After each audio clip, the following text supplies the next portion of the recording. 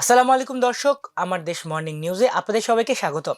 সাথে আছে আমি আলিফ চৌধুরী। শুরুতেই থাকছে শিরোনাম। তৃতীয় দফা ইরানের রাতভর যুক্তরাষ্ট্রের হামলা জবাবে মধ্যপ্রাচ্যের মার্কিন বিমান ঘাঁটিতে তেহরানের একের পর এক পাল্টা হামলা। ফের হরমুজ প্রণালী বন্ধ ঘোষণা ইরানের পাল্টা হামলায় মধ্যপ্রাচ্য জুড়ে আতঙ্ক, দেশে দেশে বাজছে সাইরেন। টানা বৃষ্টিতে রাজধানীতে তীব্র জলাবদ্ধতা, সারা দেশে ভারী বর্ষণ দাপট, কোথাও আকস্মিক বন্যা, ৫ জেলায় ভূমিধসের উচ্চ ঝুঁকি।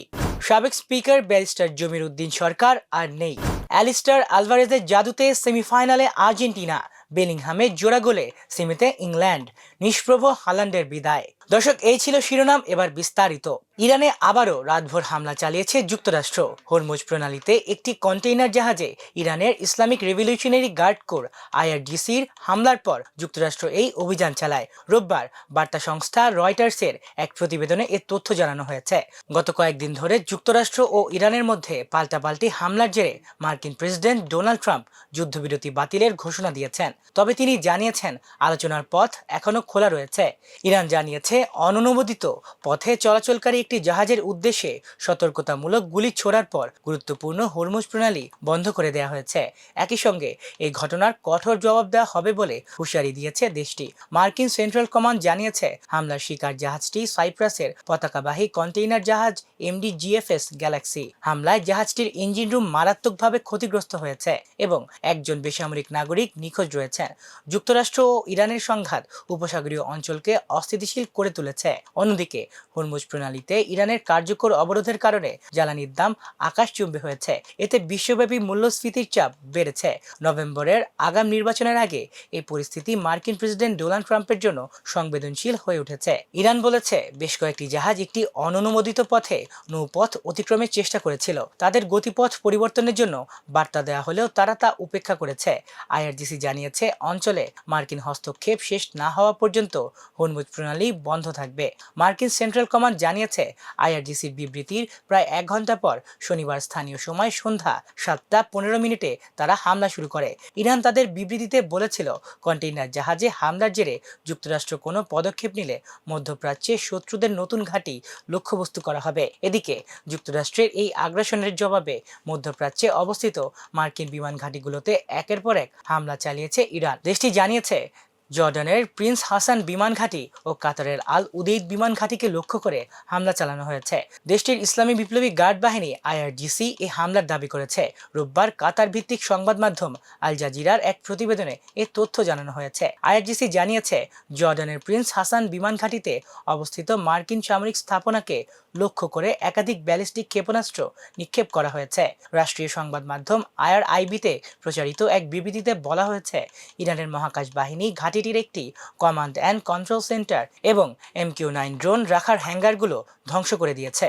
আইআরজিসির আরেক বিবৃতিতে বলা হয়েছে কাতারের আল উদেইদ বিমান ঘাঁটিতে হামলা চালানো হয়েছে। এ সময় ঘাঁটিটিতে থাকা একটি যুদ্ধ বিমান রক্ষণাবেক্ষণ ও মেরামত কেন্দ্র এবং একটি কমান্ড অ্যান্ড কন্ট্রোল সেন্টার ধ্বংস করা হয়েছে। এর আগে কাতারের প্রতিরক্ষা মন্ত্রণালয় জানিয়েছে দেশটির ভূখণ্ডকে লক্ষ্য করে ছোট ক্ষেপণাস্ত্র প্রতিহত করা হয়েছে। মার্কিন হামলার জবাবে মধ্যপ্রাচ্যের বিভিন্ন দেশে পাল্টা হামলা শুরু করেছে ইরান। দেশটির হামলার প্রতিহত করতে বিভিন্ন দেশে আকাশ প্রতিরক্ষা ব্যবস্থা সক্রিয় করা হয়েছে। রোববার কাতার ভিত্তিক সংবাদ মাধ্যম আল জাজিরার এক প্রতিবেদনে এ তথ্য জানানো হয়েছে। সংযুক্ত আরব আমিরাত জানিয়েছে ইরানের ছোড়া ড্রোন ও ক্ষেপণাস্ত্র মোকাবিলায় তাদের আকাশ প্রতিরক্ষা ব্যবস্থা সক্রিয় করা হয়েছে। প্রতিরক্ষা বাহিনীগুলো প্রতিহত করতে কাজ করছে।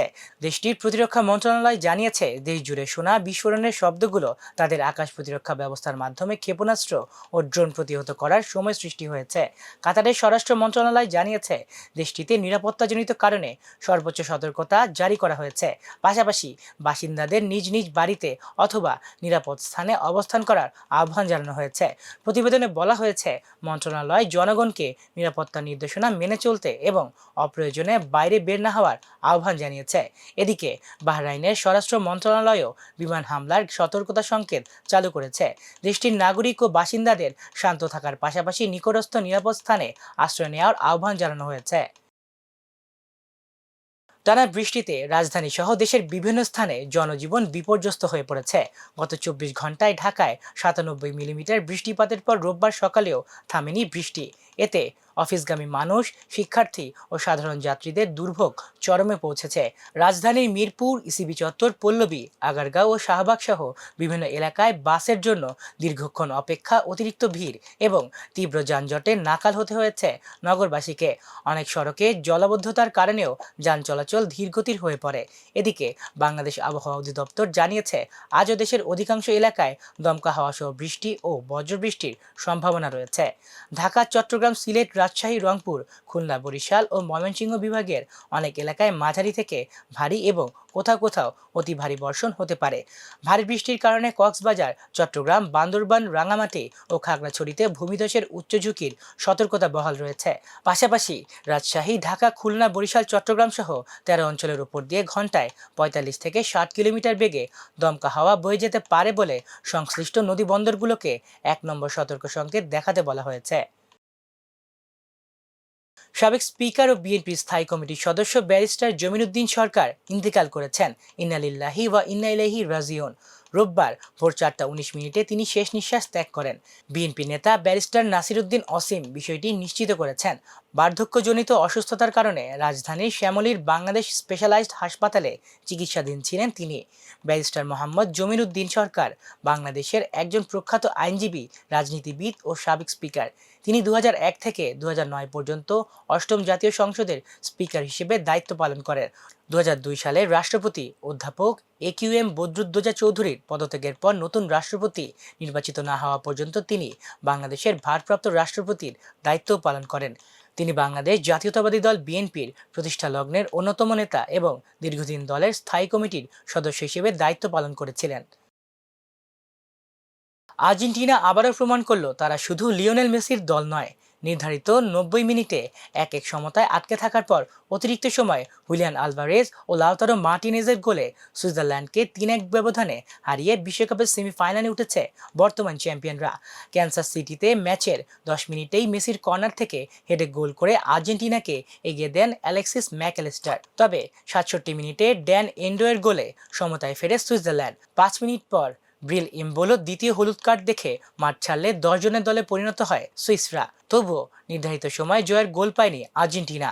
অতিরিক্ত সময়ের 112 মিনিটে দূরপাল্লার দুর্দান্ত বাঁকানো শটে দলকে আবারও এগিয়ে দেন হুলিয়ান আলভারেজ। এরপর যোগ করা সময় লাউটারো মার্টিনেজ ফিরতি বলে জাল খুঁজে নিলে 3-1 গোলের জয় নিশ্চিত হয়। এ জয়ে টানা দ্বিতীয় নকআউট ম্যাচে অতিরিক্ত সময়ে 2 গোল করার বিরল কীর্তি গড়েছে আর্জেন্টিনা।